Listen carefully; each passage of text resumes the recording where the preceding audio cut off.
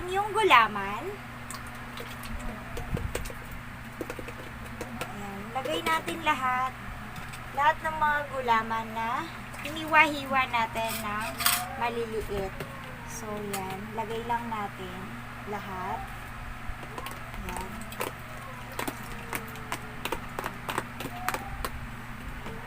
Nilagay ko sa mga ganito para mas marami yung gulaman ko. Para marami yung maliliit na gulaman.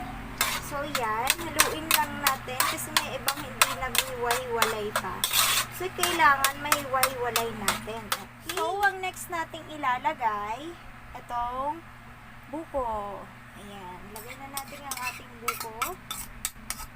So, hindi po complete, hindi naman po totally perfect yung ginawa ko. So, ito naman kasing ginagawa ko is para lang naman sa kakainin namin.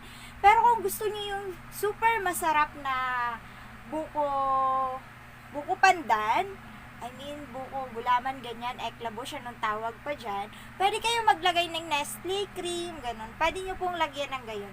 So, ako, ilalagay ko lang is kondensada. Yun lang yung ilalagay ko. So, pwede nyo po siyang lagyan ng evaporada tsaka Nestle cream. Pwede po yun. Nasa inyo po yun. So, ilagay na natin. Tada! So, ayan. Simutin natin. Sayang naman. Sayang. Mahal pa naman. Kaya haluin na natin ang ating gulaman. Ayan. Hinahalo na natin. Haluin lang natin hanggang sa ito ay tumapon. Wala po akong lagayan na Tupperware. So, alam niyo naman, ang ating mahal na boarding house, walang ganon. So, ang ginawa ko na lang, dito ko na lang nilagay sa stock pot. Dito ko na lang siya hinalo. Ang ating mahal na boarding house ay walang ibang mga kagamitan, kundi ito lamang. So, ito na. Nahalo ko na ang aking gulaman. Tignan nyo naman ang aking gulaman. So, ayan na siya.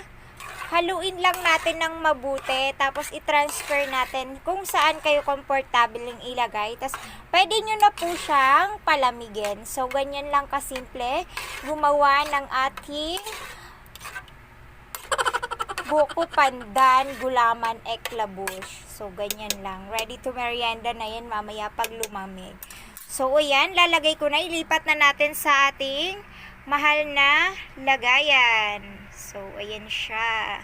Hindi siya sobrang perfect, pero para sa akin, masarap na yan. So, guys, mga kababa, dito ko po siya ilalagay. So, feeling ko hindi siya kasya kasi medyo madami siya.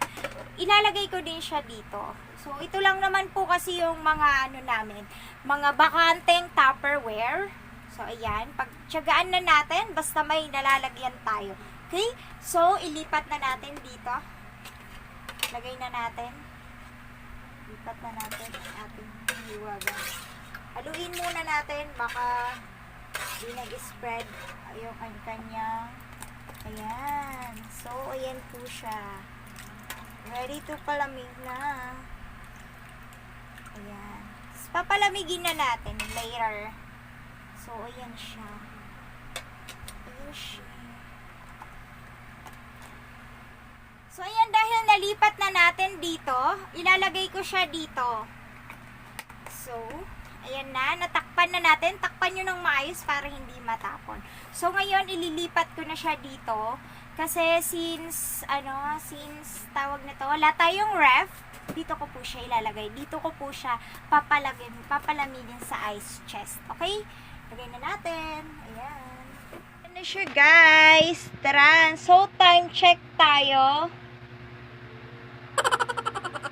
Ano ba yan?